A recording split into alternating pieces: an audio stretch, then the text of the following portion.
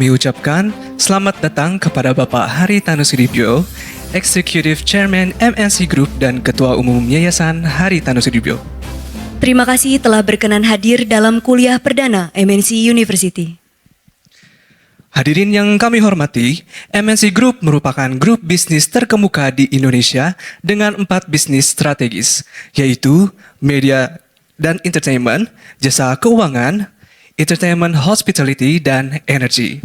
Baik, selanjutnya kita akan dengarkan bersama-sama pemaparan materi kedua dan juga motivasi dari Bapak Haritanu Sudibyo, Executive Chairman MNC Group dan Ketua Umum Yayasan Haritanu Sudibyo dengan tema Cultivating an Entrepreneurship Spirit in the Next Generation. Assalamualaikum warahmatullahi wabarakatuh. Selamat siang, salam sejahtera buat semuanya. Bu Jessica, Bu Maria, dan seluruh jajaran dari MNC University. Yang dosen mana? Angkat tangan. Dosen. Dosen. Katanya ada guru juga ya?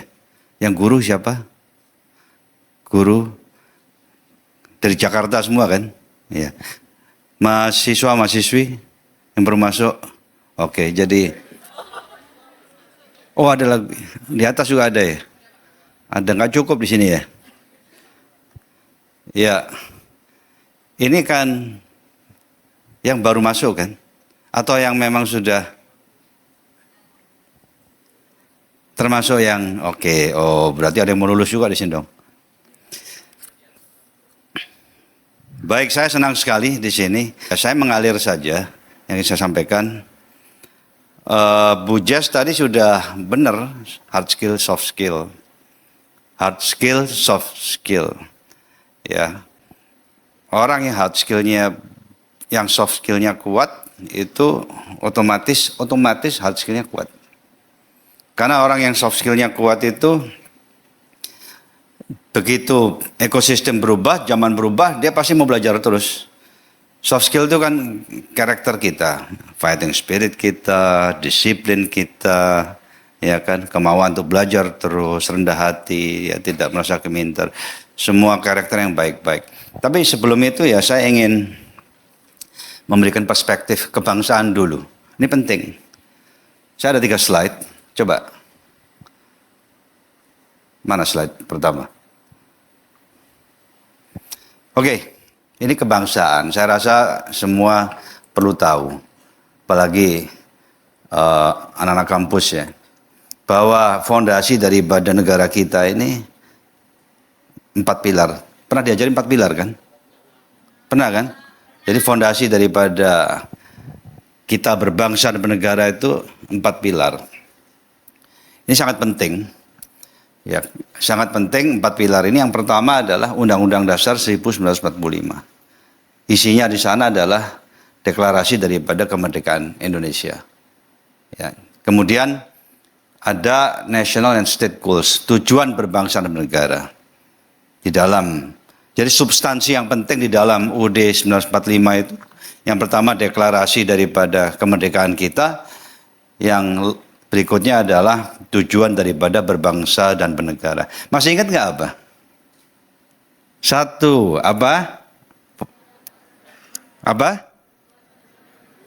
Melindungi segenap bangsa Indonesia dan tumpah darah Indonesia. Jadi semua rakyat Indonesia itu punya hak, bukan wajib, punya hak untuk dilindungi. Kemudian yang kedua apa? Memajukan kesejahteraan umum. Jadi semua rakyat Indonesia punya hak untuk disejahterakan. Yang ketiga,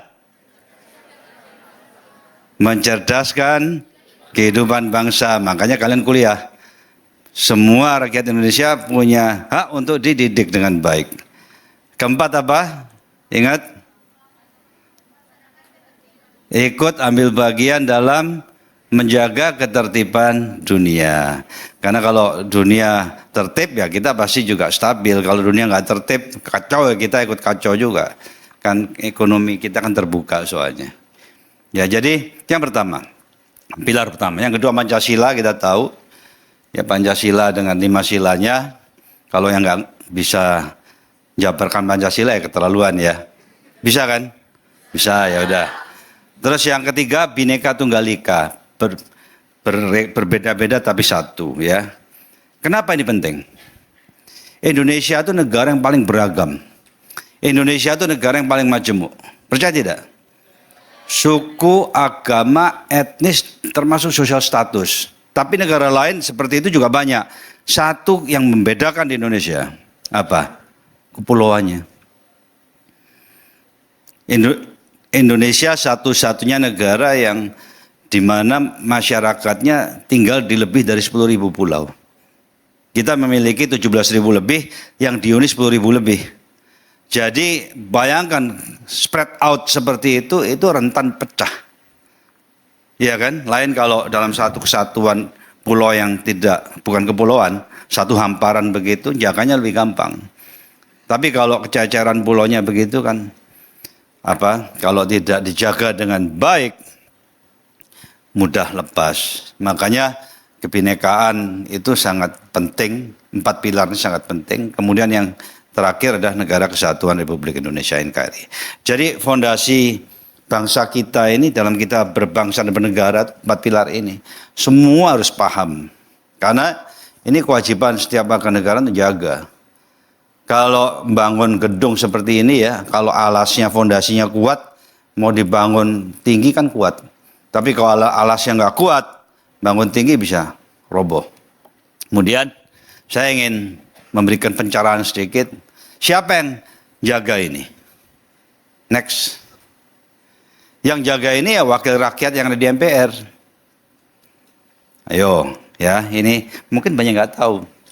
Anggota MPR itu terdiri dari siapa ya? Siapa yang tahu?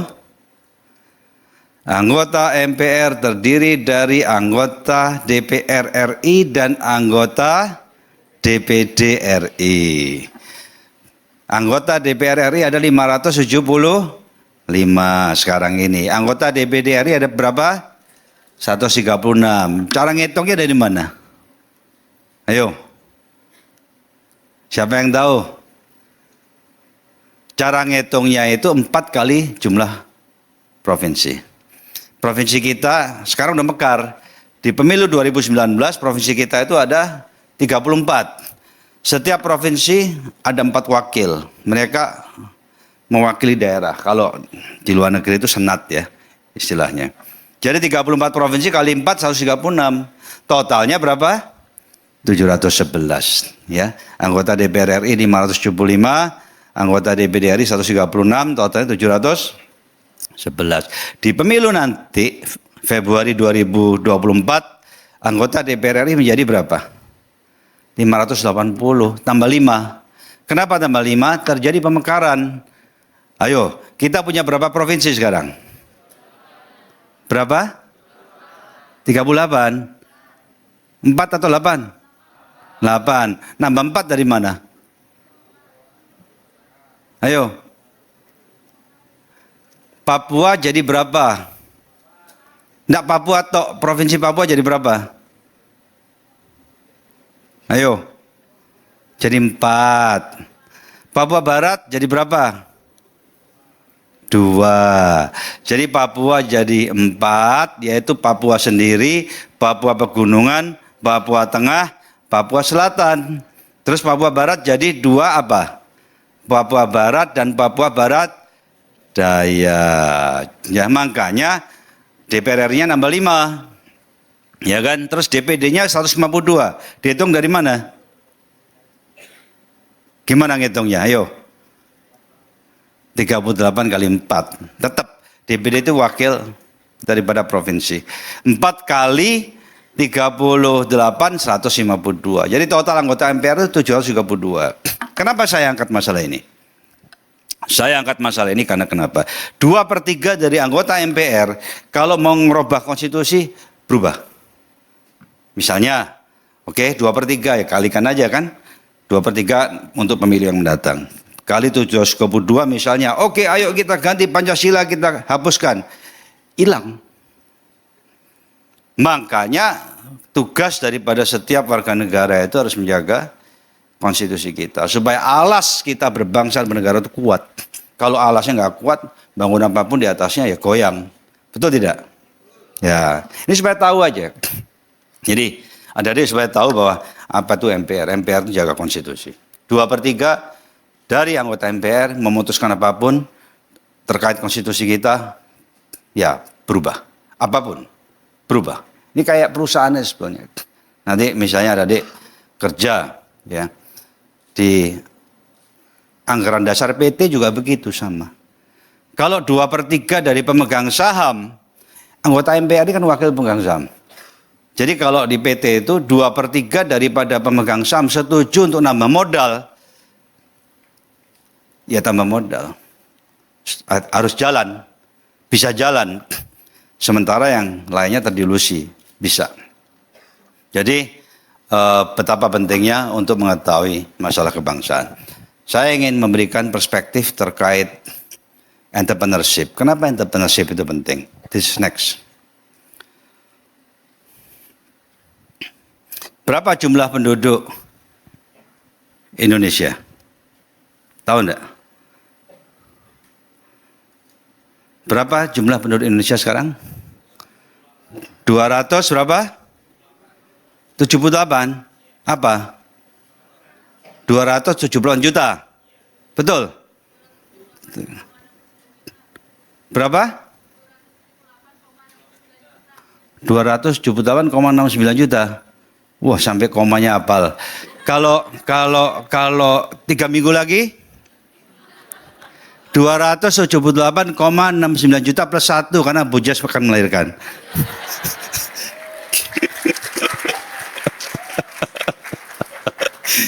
Ya kamu pakai koma, ya saya tambahin lagi tambah 1. Ya kan? Oke. Tahukah kita usia rata-rata masyarakat kita itu muda? Tahu kan? Berapa rata-ratanya? Ayo. Berapa rata-ratanya? 30? 30? Tanya Google deh. 33-an kalau nggak salah. Apa konsekuensi daripada usia muda? Bonus demografi. Bonus demografi. Apa itu bonus demografi? Meledaknya jumlah penduduk. Jadi jumlah yang lahir sama yang meninggal itu jauh lebih banyak daripada yang lahir lebih banyak daripada yang meninggal. Ya. Sehingga diperkirakan di tahun emas kemerdekaan Indonesia 2045 jumlah penduduk Indonesia menjadi 319 juta. Ya. Tadi kan ada yang bilang 278. Oke. Jadi peningkatan lebih dari 40 juta jiwa. Ini bagus apa jelek? Kesempatan atau threat? Opportunity or threat? Opportunity or threat? Correct. Ya, tergantung sudut pandang. Bisa opportunity, bisa threat. Terus yang kedua, terasa nggak bahwa teknologi itu sekarang makin canggih? Nanti ada robot, ya kan? Siapa yang ngambil teknologi di sini? Banyak nggak? Angkat tangan. Yang terkait sama teknologi, ya kan? Oh ada. Terus apa? Ada artificial intelligence. Misalnya pabrik rokok yang ngelinting itu, tahu kan? Kalau ganti robot, banyak nganggur nggak? Percaya nggak nanti bahwa mobil itu bakalan nggak pakai supir? Percaya, ya kalian semua percaya. Jadi artinya apa? Terjadi labor efisiensi. Ya, ada labor efisiensi di sini. Jadi dua hal ini, ya, pertumbuhan penduduk yang sangat pesat akan meningkatkan jumlah penduduk Indonesia menjadi 319 juta, pertambahan penduduk lebih dari 40 juta jiwa, ditambah labor efisiensi, di mana banyak pekerjaan yang tadinya dikerjakan 10 orang, mungkin sekarang 5 orang, nanti mungkin cuma 2 orang. Ada mungkin beberapa hal tanpa orang, ya kan? Kesimpulannya apa? Kebutuhan lapangan kerja ke depan itu sangat besar. Kebutuhan lapangan kerja ke depan itu sangat besar. Kebutuhan pendidikan, penyediaan pendidikan itu juga sangat besar. Betul tidak? Pertanyaannya, mampukah tatanan ekonomi kita hari ini menyiapkan lapangan kerja yang dibutuhkan? Mampu? Mampu? Belum tahu. Kalau kalian nanti lulus jadi entrepreneur, 1 orang bisa memperkerjakan 100 misalnya. Misalnya nih, ya kan? Ada seperti kalian itu misalnya 500.000. Seperti kalian 500.000. Masing-masing bisa nyiapkan 100. Itu berapa penambahan? 50 juta lapangan kerja. Artinya apa? Tatanan yang sekarang nggak mungkin bisa nyiapkan lapangan kerja segitu. Nggak mungkin. Jadi tergantung generasi muda ke depan itu produktif apa tidak. Kalau generasi muda ke depan itu produktif itu entrepreneur. Jadi profesional tapi yang bisa contribute banyak. Bukan berarti semua harus jadi entrepreneur. Profesional yang produktif, profesional yang karirnya bagus, itu juga memberikan dampak positif sama. Bisa mengatasi ini juga. Karena mereka ikut bayar pajak misalnya. Iya kan? Kalau dapat bayar pajak kan akhirnya bisa untuk pembangunan. Untuk pembangunan, akibatnya apa? Menciptakan lapangan kerja secara tidak langsung dari yang bersangkutan. Dari uang pajak yang bersangkutan. Ya jadi, generasi muda itu menjadi sangat penting ke depan. Yang akan sangat menentukan yang tadi saya katakan opportunities atau threat. Ya, bisa opportunity muda itu kan energinya masih tinggi, ya kan? Bisa kerja lebih lama. Ya kan kalau yang sudah sangat senior kan maunya banyak tapi tenaganya nggak ada. Tapi kalau masih muda kan mau kerja mau rajin bisa 18 jam sehari juga bisa kalau mau. Ya jadi ingat bahwa kalian itu memiliki peranan penting untuk Indonesia ke depan. Ini yang ingin saya sampaikan, yang saya tekankan di sini. Nah sekarang kita masuk ke materi saya. Next. Entrepreneur. Saya tidak mengatakan semua itu harus jadi entrepreneur. Karena memberikan kontribusi itu bisa menjadi langsung sebagai entrepreneur, tapi seperti saya katakan tadi, kalian bisa menjadi profesional yang berkarir baik, sehingga kalian ikut memberikan kontribusi sebagai pembayar pajak. Pajak itu untuk pembangunan. Begitu makin banyak dana pembangunan, makin banyak hal-hal yang bisa dikerjakan, itu menciptakan lapangan kerja juga sama, indirectly coming from you. Jadi entrepreneur itu seseorang yang mengambil inisiasi untuk menciptakan sesuatu bisnis baru. Ya. Kalau entrepreneurship itu is the prosesnya. Entrepreneur itu orangnya. Saya ini entrepreneur, ya Bu Jas tahu. Jadi saya tidak pernah kerja sama orang. Percaya enggak? Saya tidak pernah. Jadi saya itu lulus MBA tahun 89, lulusnya bulan Agustus, saya di wisuda bulan Oktober. Jadi bulan Agustus 89 saya sudah lulus MBA Finance waktu itu. Saya di wisuda bulan Oktober 89 saya pulang. Saya anak nomor 6. Jadi saya contoh aja, entrepreneur seperti apa sih? Saya pulang ke Surabaya, ya karena saya lahir di Surabaya. Saya anak ke-6 dari 6 saudara. Saya lihat saudara-saudara itu membantu orang tua, jadi saya pikir kalau saya karena orang tua saya itu usahanya kontraktor. Kalau saya ikut situ semua ngumpul di satu tempat, pasti juga kurang maksimal saya. Ya kan, akhirnya saya putuskan saya pindah ke Jakarta. Jadi saya cuma di Surabaya berapa bulan, saya pindah ke Jakarta. Kakaknya Bu Jas sudah lahir juga, saya sudah punya anak 1 waktu itu. Ini yang Bu Angela, yang sekarang Wamen, yaitu lahir di Kanada. Saya dulu sekolah di Kanada. Januari tahun 90 saya pindah ke Jakarta. Dan akhirnya saya mulai usaha dengan modal yang sangat kecil. Jadi kadang-kadang kalau anak-anak itu saya bilang kamu harus berani ya jadi entrepreneur. Nggak punya modal Pak. Yang penting itu your soft skill dulu. Jangan nuntut nggak punya modal. Dikasih modal banyak pun kalau soft skillnya nggak kuat jebol juga. Saya kasih tahu. Ya. Jadi ini very very important. Jadi saya dengan modal kecil saya bangun usaha dan berkembang dari karyawan 1. Siapa karyawan 1? Saya sendiri. Karena nggak bisa gaji orang. Ya kan, baru mulai. Jadi ya semua saya kerjakan, saya dirutnya, saya direktur keuangannya, saya juga stafnya, semua saya kerjakan sendiri. Ya kan, berkembang, berkembang, berkembang, berkembang. Coba slide setelah ini. Jadi saya mencoba untuk membangun good character in me. Ya, karena dulu karakter saya itu nggak bagus. Ya, Bu Jas tahu. Ya, dulu saya itu SMA-nya ijazah saya itu ijazah pakai C. Jadi kalau sekarang misalnya gini ya, saya ngelamar kerja di tempat orang pasti nggak diterima. Karena pakai C. Dulu tahun 1983 ketika saya masih SMA-nya baru 2-3 bulan Oktober juga. Oktober itu banyak masalah waktu itu saya. Setiap Oktober. Nggak masalah atau bagus gitu. Ya jadi bulan Oktober tahun 83 saya dikeluarkan dari sekolah. Waktu itu saya SMA kelas 3. Ya saya sempat nganggur, saya nggak pernah belajar. Ya, saya nggak pernah belajar. Rapotnya merah semua. Terus kemudian saya akhirnya insaf.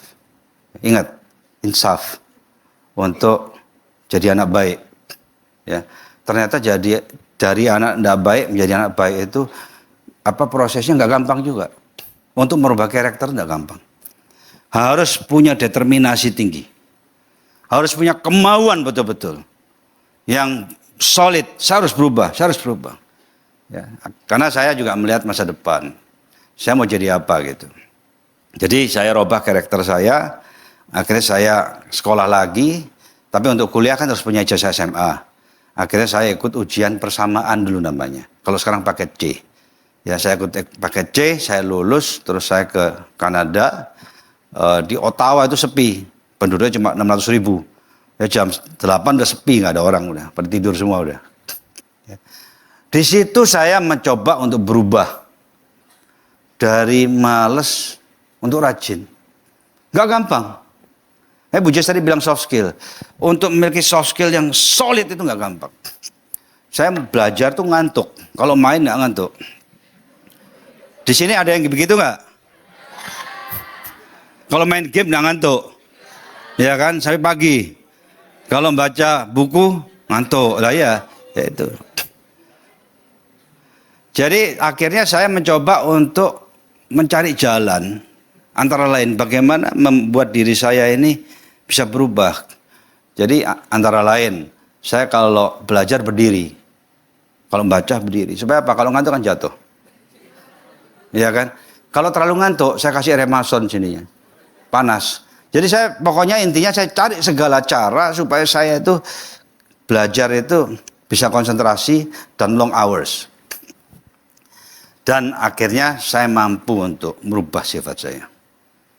Dari males jadi rajin. Karena saya menikah di sana, punya anak di sana, akhirnya saya juga cari penghasilan di sana, nambah. Saya jadi tutor. Jadi waktu saya kuliah di Kanada masih tingkat 3, tingkat 4, saya udah ngajar tingkat 1, tingkat 2. Tutor, lumayan dapat penghasilan $20 kan, di sana lumayan dapatnya. Terus saya dapat beasiswa juga karena saya tidak membebani orang tua. Saya waktu itu saya udah menikah, jadi pastikan saya tidak membebani. Akhirnya saya belajar rajin, saya dapat beasiswa, saya juga dapat penghasilan karena tutor. Saya lanjut sampai MBA, sama saya dapat beasiswa, saya juga tutor. Saya selesai. Saya pulang. Jadi soft skill itu sangat penting. Soft skill itu kalau kuat, Anda dimanapun survive.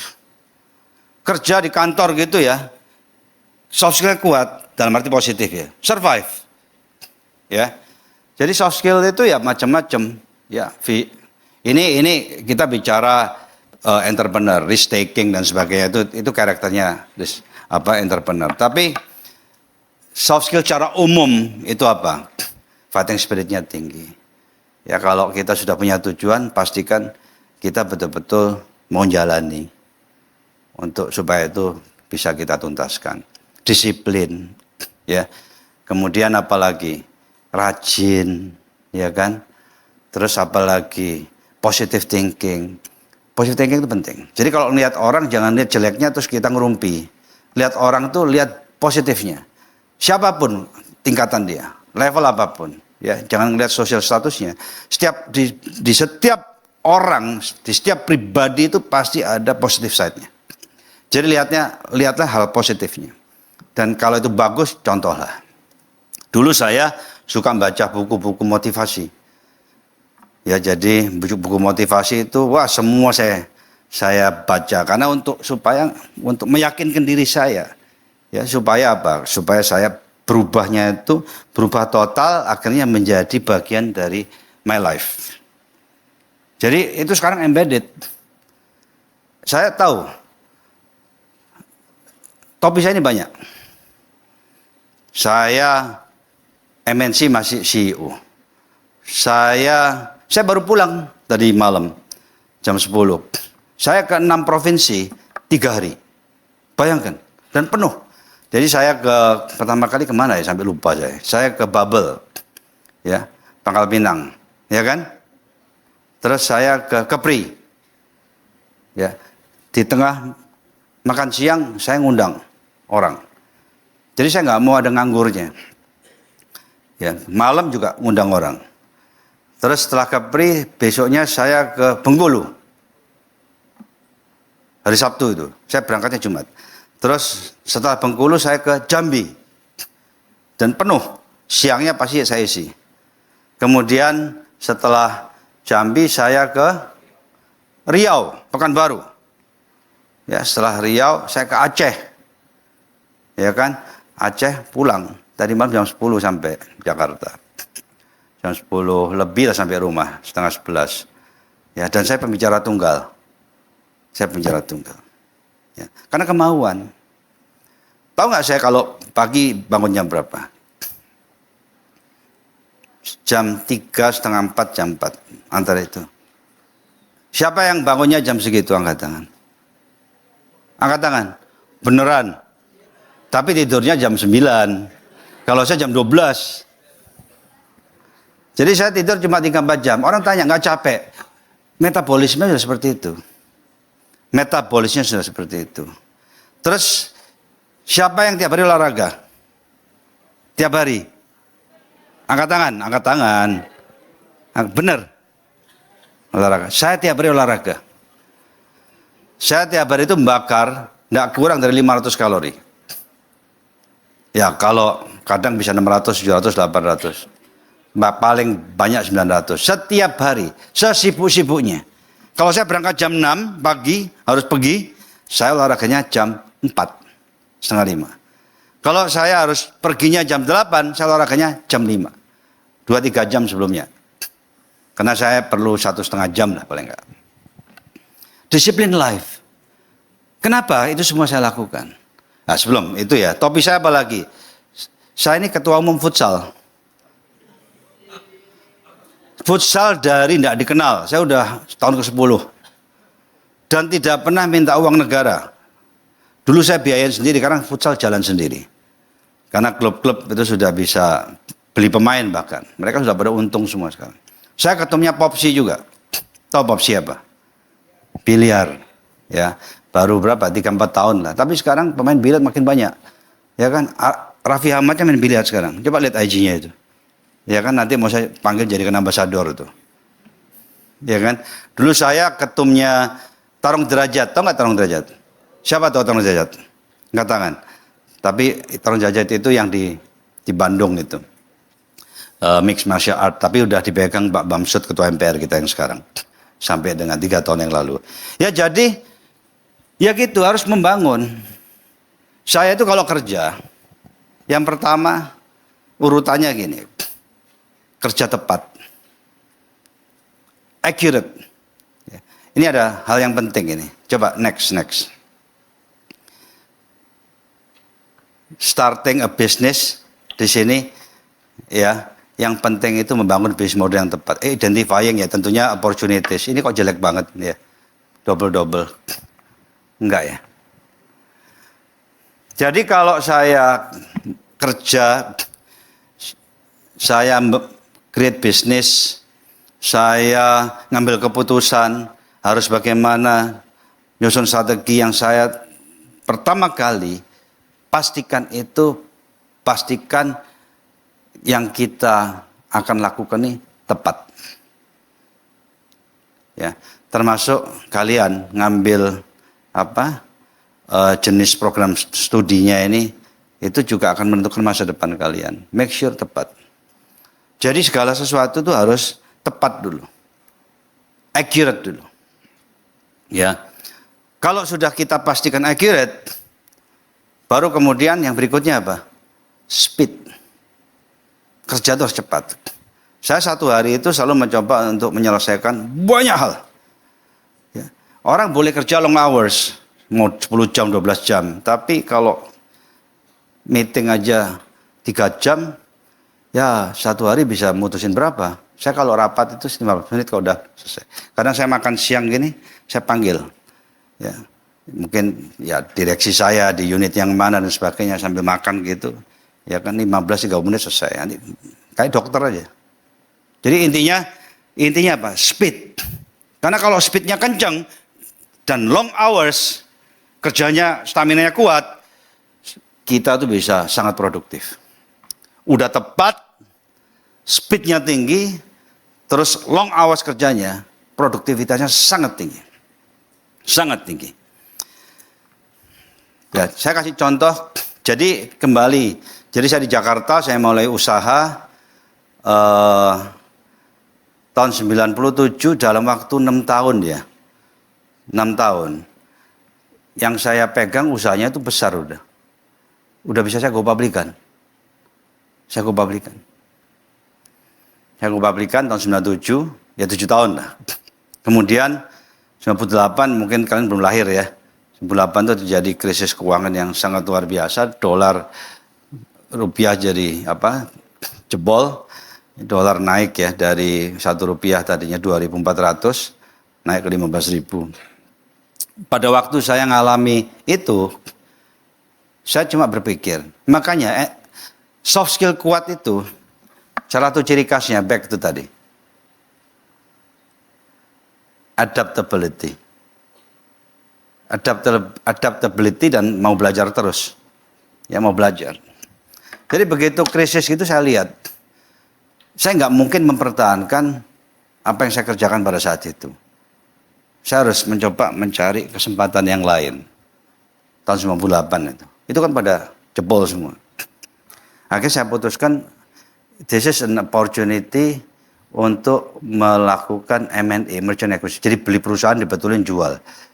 Kalau saya beli, saya pegangin, duitnya habis. Jadi mau cari uang dulu. Jadi saya cari uangnya, saya beli, saya betulin, saya jual. Untung. Saya beli, saya bagusin, saya jual. Untung. Terus begitu. Itu saya lakukan akhirnya 4 tahun 2001. Uang saya banyak. Ya. Banyak sekali deh. Saya tidak perlu ngomong. Banyak sekali. Betul banyak sekali. Terus saya beli RCTI. Gini. Akhirnya saya bilang, ini uang saya banyak tapi saya nggak punya perusahaan. Karena kan dijualin. Beli, dibetulin. Saya pimpin sendiri. Dulu Bentul itu punya saya, rokok. Itu contoh salah satunya. Dulu setiap Sabtu saya ke Malang. Jadi saya tahu bagaimana membuat rokok. Saya akan di Jakarta. Jadi begitu saya ambil alih, setiap Sabtu pagi saya terbang ke Malang. Ya, saya pimpin rapat di sana. Terus malam saya balik Jakarta. Selalu begitu. Setiap Sabtu. Terus sudah bagus saya jual. Ya untung, bagus. Terus apalagi Indomaret dulu punya saya juga. Ya, tapi kecepatan jualnya. Nah, semua itu benar juga, ngerti nggak ya? Makanya ini apa? Learning from failure. Orang itu harus belajar dari kegagalannya, kesalahannya. Jangan kegagalan itu menjadikan kita kapok. Kegagalan itu menjadikan kita belajar untuk lebih baik. Ya. Terus apa lagi yang saya beli? Tahu nggak itu di gedung di mana? Di Selipi itu, gedung apa namanya? Twin Plaza. Ada Twin Plaza itu saya punya itu dulu. Saya jual juga itu. Terus Park Lane, tahu Park Lane yang di dekat mana itu? Casablanca. Satu kompleks itu punya saya dulu, saya jual lagi. Itu periode 98 sampai 2001. Apalagi saya jual beli Astra. Astra besar enggak? Besar. Iya, tapi dulu rame-rame. Tapi saya lead karena besar sekali, saya lead. Ya, terus saya lead udah bagus, saya keluar, saya jual lagi. Singkat cerita 2001 itu saya punya uang banyak, tapi tidak punya perusahaan. Akhirnya saya memutuskan I need to create legacy. Bangun something yang saya bangun dan saya kelola. Ya kan? 2001 saya beli RCTI, saya beli langsung 3 TV. RCTI, TPI sama Global TV. Jadi bisa dibayangkan betapa banyaknya uang saya waktu itu. Pernah tahu Indovision enggak? Saya beli Indovision 2001 juga. Terus tahu Westin Hotel Bali. Saya beli sebagian Westin Hotel Bali. Terus tahu Plaza Indonesia. Saya beli sebagian Plaza Indonesia juga. Ada Grand Hyatt-nya itu. Jadi bisa dibayangkan waktu itu. Liquid. Ya kan? Terus setelah itu saya kelola. Termasuk ini, MNC Tower. Yang saya tempati itu. Itu juga 2001. Jadi saya pilih aset yang bagus. Ya kan? Kemudian setelah itu ya saya besarkan. Banyak orang bilang, kamu nggak mungkin bisa pegang TV. Mana pernah ngelola TV, ngerti TV aja enggak. Memang nggak ngerti saya, sama sekali nggak ngerti. Ya kan, tapi saya tetap aja beli. Terus saya dirutnya lagi. Saya jadi dirut, orang bilang jebol pasti. Saya dibilang jebol, malah tertantang bahwa saya harus bisa. Apa yang saya lakukan? Tiap hari saya keliling. Kenapa saya keliling? Untuk mengetahui work prosesnya. Gimana sih TV itu work prosesnya? Mulai dari mana, akhirnya di mana? Ya kan? Sudah mulai ngerti saya. Tapi kan ngerti aja kan bukan berarti yang sudah ada itu bagus. Ngerti nggak? Ngerti saja apa yang ada di situ bukan berarti itu sudah bagus. Betul. Saya keliling dunia. Saya ke Singapura, TV di Singapura tidak ada kreativitas, terlalu dikontrol. Malaysia sama saja, tidak begitu berkembang. Terus saya ke Bollywood saya. Lumayan di sana. Ya, sana lumayan. Terus saya ke Hollywood. Ya. Di Hollywood itu lumayan juga, tapi saya masih belum serak. Terus saya ke Meksiko. Meksiko ke perusahaan ke TV namanya Televisa. Televisa, di situ saya tertarik. Karena kenapa? Televisa itu TV yang memproduksi telenovela, tahu? Dia produsen yang memproduksi telenovela dan punya TV juga Televisa. Jadi dia itu mulai dari nge-groom talent itu di-groom. Jadi bakat itu baik, tapi bakat itu harus dikembangkan dan diarahkan, ya kan, bakat acting maksud saya. Bukan terus tahu-tahu jadi terus bagus sendiri. Banyak yang begitu, tapi akan lebih maksimal kalau juga diarahkan secara baik. Ya, disiplin, diajari dan sebagainya. Kayak di Korea itu boy band, girl band itu kalian lihat kalau perform kan bisa senyum-senyum kan, tapi latihannya berat mereka. Berat sekali. Jadi saya lihat sendiri itu. Tahun 2000 berapa itu? 2003 saya ke sana. Ya, bagaimana proses nge-groom talent untuk jadikan pemain drama. Nge-groom talent dijadikan penyanyi. Cara mereka ya ininya lah, narinya apa whatever ya. Sampai mereka itu berapa bulan. Sampai mereka akhirnya masuk di produksi. Terus diproduksi ya akhirnya programnya jadi tayangan TV, Televisa, telenovela. Ya. Terus kemudian karena ini punya mereka sendiri, produksi mereka sendiri, mereka lisensikan ke luar negeri, termasuk RCTI juga beli, saya juga beli. Dulu kita banyak beli telenovela dari mereka, dan itu punya mereka sendiri. Jadi mereka satu konten ditayangkan di TV mereka, dapat iklan, terus mereka punya PTV, dipaketkan jadi channel dari channel khusus, ya kan, mereka punya PTV satelit. Terus konten ini dilisensikan ke luar negeri, seluruh dunia beli, termasuk kita juga beli. Kan waktu itu telenovela kan sangat terkenal. Wah, ini bener ini. Ini harus contoh. Saya pulang, langsung saya terapkan. Saya terapkan. Makanya di MNC talent management paling besar. Produksi dramanya paling besar. Produksi kontennya paling besar. Kita tuh produksi 20.000 jam setahun. Because of that, saya tiru.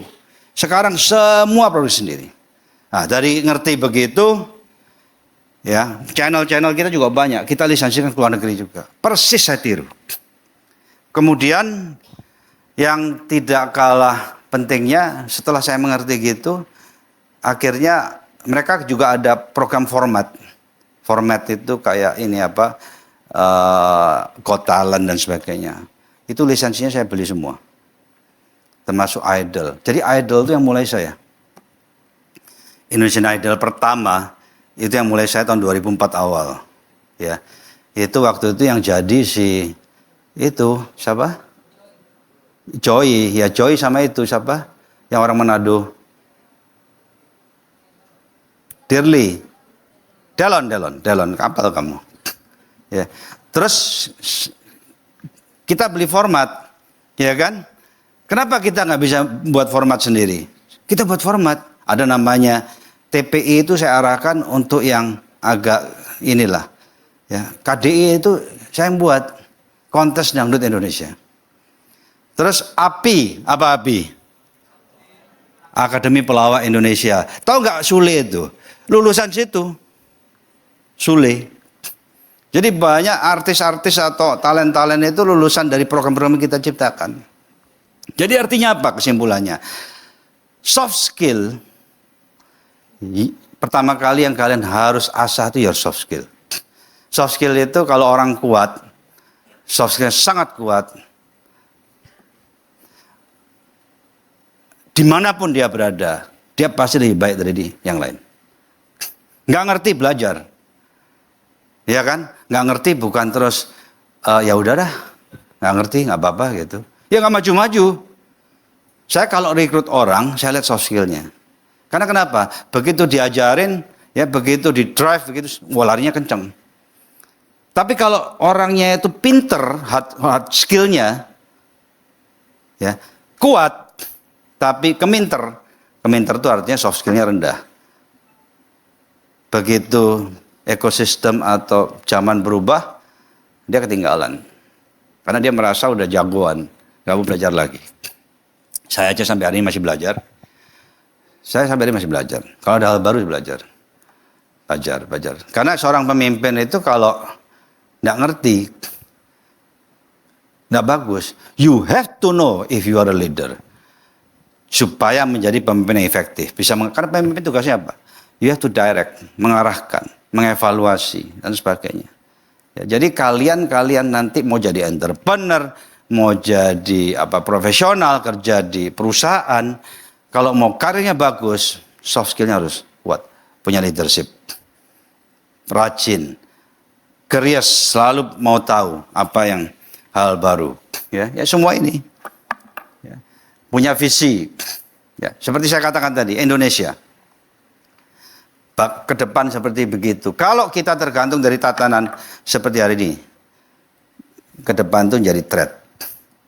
Kalau saya ngelihatnya, kita harus mampu menciptakan the next generation itu kelompok-kelompok baru yang produktif, entrepreneur, ya, terus yang itu yang karirnya baik, termasuk nge-groom UKM. UKM itu 60 juta di Indonesia. Sebenarnya UKM itu ya, kalau memang betul-betul dikelola dengan bagus, mereka bisa mempekerjakan satu aja rata-rata per UKM. Masalah 20 tahun lagi terus selesai. Tapi kalau nggak diperhatikan, ya tertumpu pada ekosistem yang ada, akan menjadi ancaman. Ya, jadi contoh, disiplin, adaptability, ya. Ini contoh, creativity. Tahun 2008, tapi sebelum itu, 2007, apa yang saya bangun, itu saya go publikan. 2007 itu saya mencetak sejarah. Go public paling besar pada zaman itu yang saya lakukan. 2007. Kalau sekarang udah banyak. Ya. Terus 2008 saya tuh berpikir, kepengen TV berita. Kan RCTI Entertainment, MNC TV Entertainment, GTV Entertainment. Saya pengen TV berita. News and Sport. Nah. Tapi izin habis. Nggak kurang akal. Apa yang saya lakukan? Coba tebak. Apa yang saya lakukan? Saya beli TV lokal kecil-kecil. TV di Surabaya, saya beli Semarang, saya beli Bandung, saya beli Jakarta, saya beli ya pelan-pelan, enggak rame-rame. Ya, semua di seluruh Indonesia. Sampai 62 TV saya beli. Sudah jaringannya udah nasional sampai Papua juga, sampai Kalimantan semua, Sulawesi, Maluku semua. Terus setelah itu ya kan, saya merger. Saya merger jadi satu. 62 saya jadiin satu. Namanya iNews ya, ini gedungnya. Jadi TV berita nomor 1 sekarang. TV One kalah. See? Jadi entrepreneur, soft skill, itu bukan hanya teori. Kita bisa memfigure out, kita bisa membayangkan bisnis model yang tepat sasaran, ya, yang tepat, tapi juga harus bisa eksekusi. Ini penting. Coba kalian bayangkan, kalau kerja di perusahaan, kalau saya punya anak buah kayak gitu, saya jadikan CEO, nggak repot saya. Pasti gajinya tinggi, jadi CEO, pasti. Enak tidur. Betul tidak? Itu tidak gampang loh, pelan-pelan beli satu.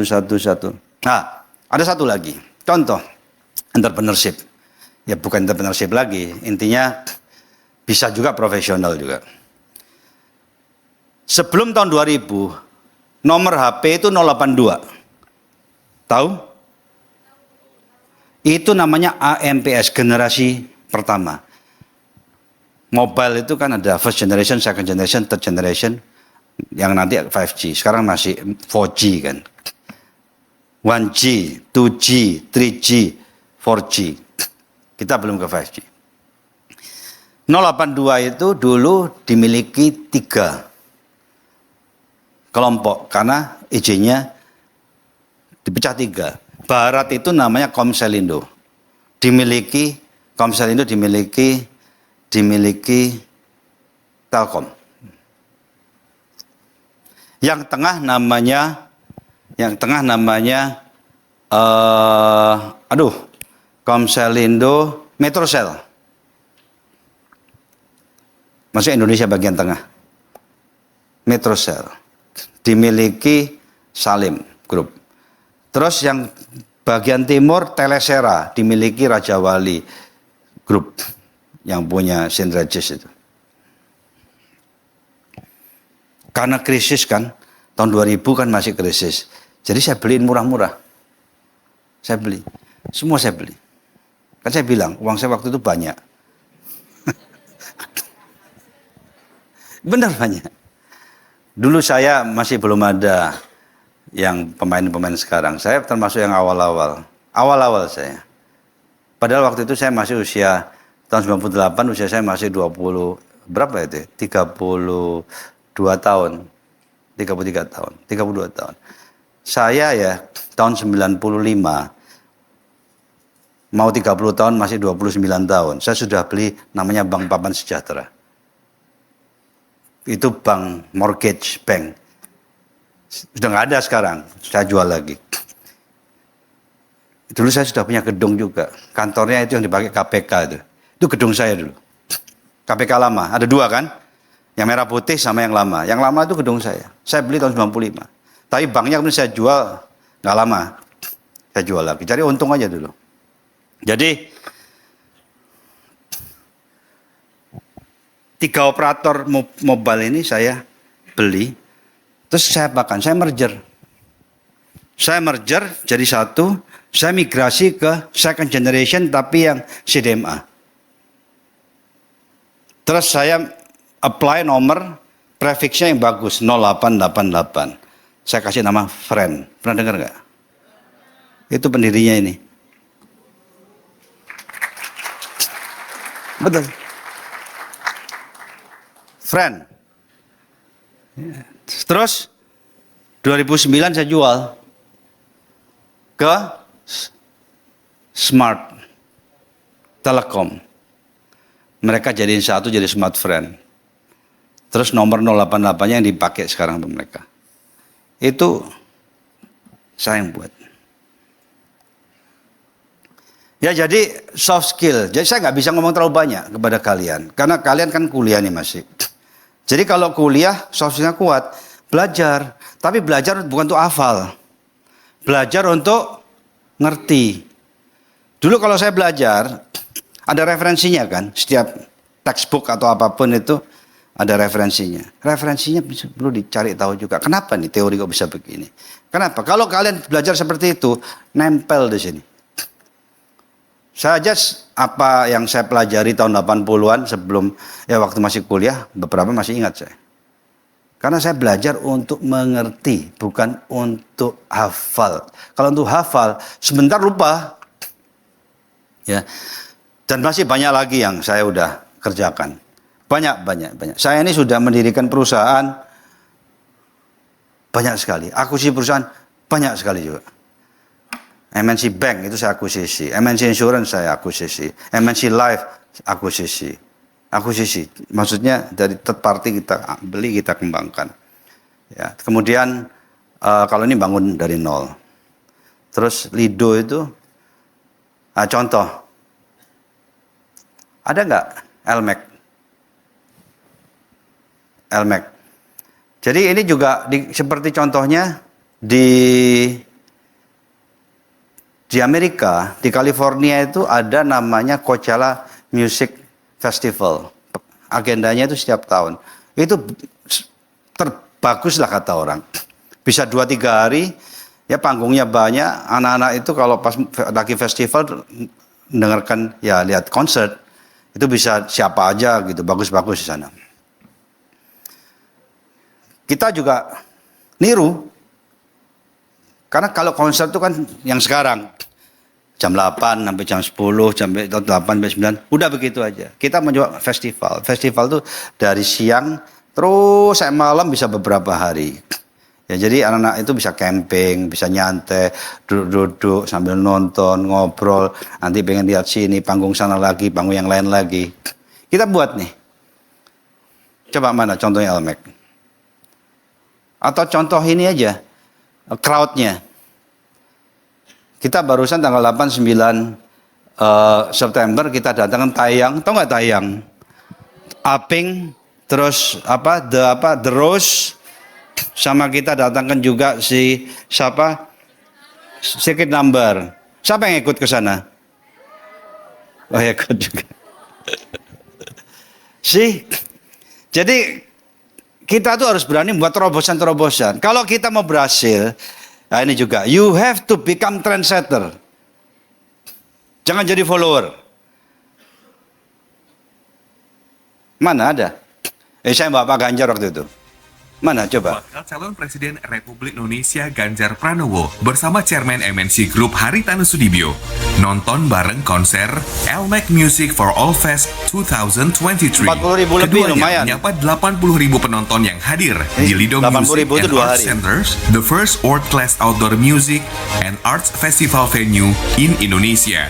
Bagian Ini dari akan kita kawasan kembangkan ekonomi jadi khusus agenda rutin festival. KEK Nanti yang kecil-kecil MNC bulanan. Lido City, Bogor. Ya, yang gede-gede mungkin 3 bulan.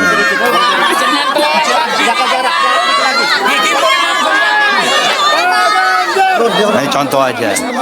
Ya, Konser udah. perdana yang berlangsung 8 hingga 9 September. Saya barusan ikut bedah rumah sama uang kaget. Ikut lari-lari saya. Coba tunjukin. Dari situ saya baru tahu. Kadang-kadang ya, bukan kadang-kadang. Kita itu kalau mau realistis, seorang pemimpin ya harus realistis, jangan teoritis. You have to be there. And then you know, baru bisa ngajarin.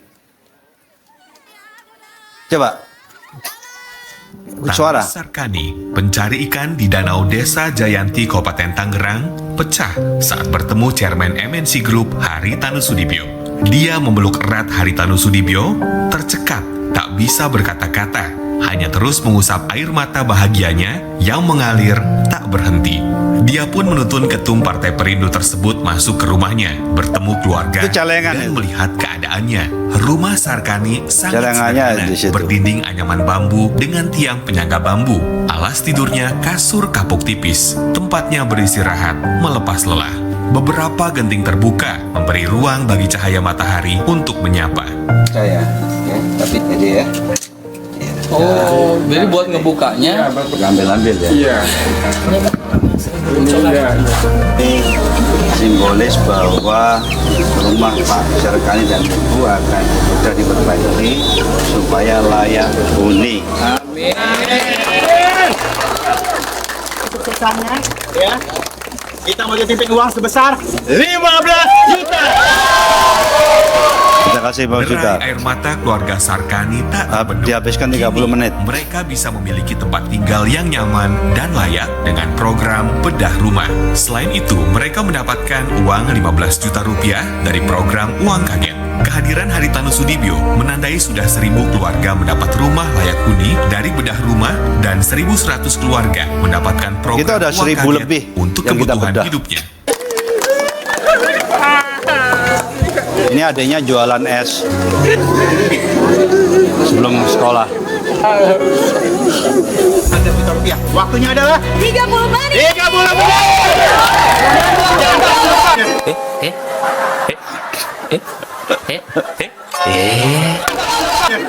Baik, ya. Itu banget ya, Bang. 5, 4, 3, 2, 1.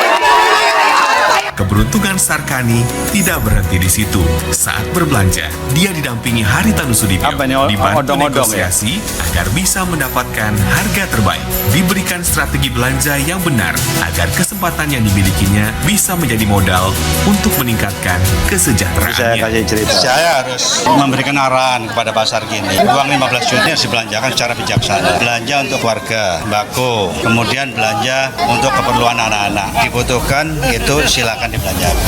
Jangan belanja hobi apa dan sebagainya. Tadi beli handphone tidak apa-apa, satu untuk satu keluarga. Kemudian sisanya saya minta belikan emas, karena emas itu sama aja uang. Jadi nanti kalau misalnya suatu saat butuh modal usaha bisa dipakai lagi. Dan saya minta juga bukti pembeliannya disimpan. Ya kalau beli barang-barang berharga seperti emas itu bukti pembeliannya itu penting. Saya kalau mau jual lagi, yang beli itu akan tanya dulu dari mana asal usulnya, ya kan? Nah itu nanti disimpan baik-baik. Ini sisa uang silakan dibelanjakan sampai habis. Ini awal yang baik buat Pak Sarkini, dapat rezeki. Tapi ingat, rezeki itu bukan kemudian nanti jadi santai. Rezeki itu dibuat sebagai batu lompatan awal supaya lebih maju lagi, supaya kerja lebih keras lagi, disiplin, didik anak-anak, supaya anak jadi nanti berhasil. Saya rasa pesan buat teman-teman saudara kita di tanah air bahwa tidak ada yang tidak mungkin. Rezeki di tangan yang Maha Kuasa, tapi ada bagian kita harus berbuat juga. Kerja keras, kita harus jujur, kita harus punya semangat. Pastikan juga anak-anak sekolahkan yang baik, niscaya keluarga kita bisa tumbuh dengan baik dan sejahtera.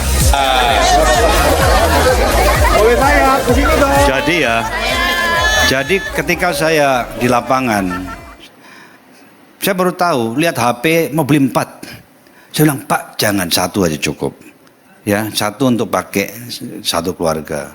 Jadi makanya gara-gara ini, nanti kalau ada uang kaget, saya akan minta orang juga ada unsur edukasinya juga.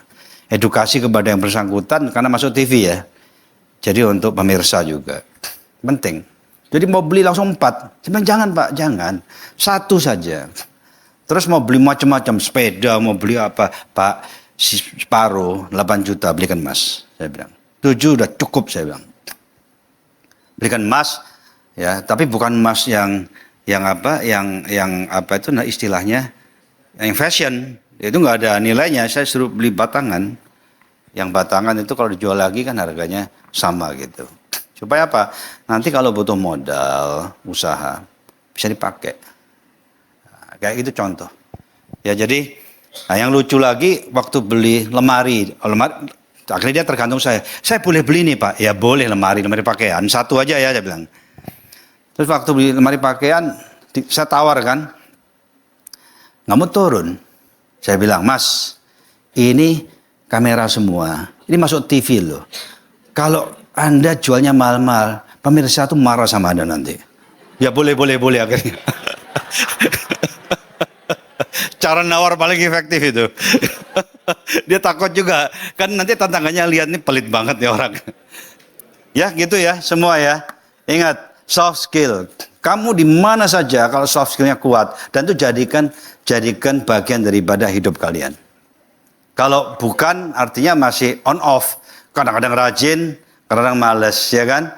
Kadang-kadang disiplin, kadang-kadang nggak disiplin. Kalau itu masih belum lulus. Soft skill harus jadi bagian dari your character, your daily life. Sekian, terima kasih. Wassalamualaikum warahmatullahi wabarakatuh.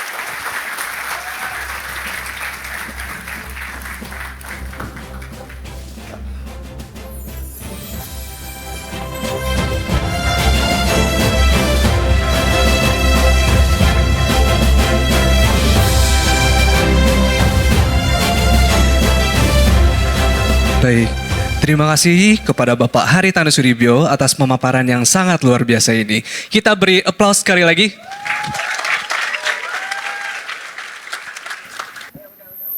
Ini sebelum, ya nggak layak lah, bolong-bolong itu semua. Ya jadi setelahnya gimana? Ini setelahnya. Bagus setelahnya.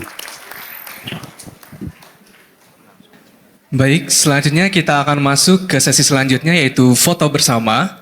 Kami mohon perkenan Bapak Haritanu Sudibyo, Ibu Jessica Tanu Sudibyo, Ibu Natasha Manuela, Bapak Giovanni Vergio, Ibu Mariati Tirtawiyata untuk naik ke atas panggung melakukan sesi foto bersama.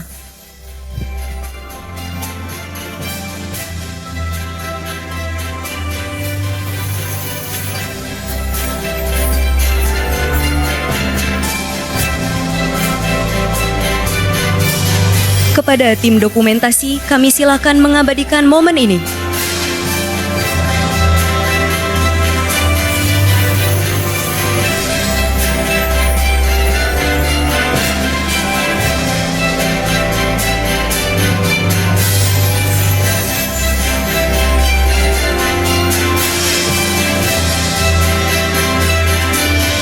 Baik, kepada seluruh hadirin dimohon untuk berdiri.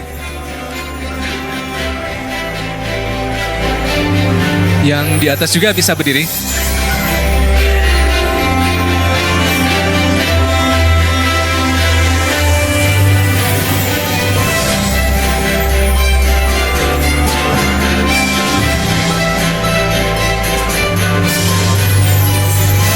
Baik, yang di belakang bisa langsung maju ke depan.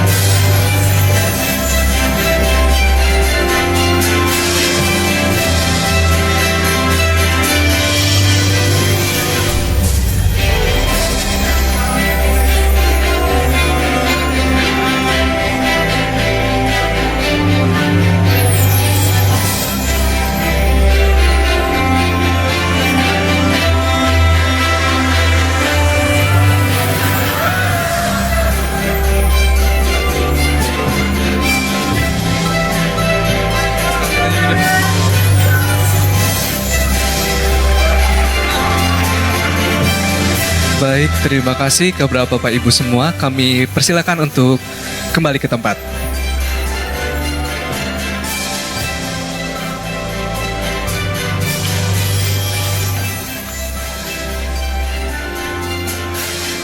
Kami mengucapkan terima kasih kepada Bapak Haritanu Sudibyo, Ibu Jessica Tanu Sudibyo yang telah berkenan hadir menyampaikan materi serta motivasi pada sesi pagi kuliah perdana hari ini. Baik, sebelum memasuki sesi siang nanti, kami silakan kepada Bapak Ibu, rekan mahasiswa dan siswa untuk melaksanakan isoma. Makan siang telah disediakan dan dapat dinikmati di lantai 4 Lavender, Gedung iNews Tower ini. Baik, kami mohon seluruh peserta dapat berkumpul kembali di ruangan ini pada pukul 12.40 waktu Indonesia Barat. Terima kasih.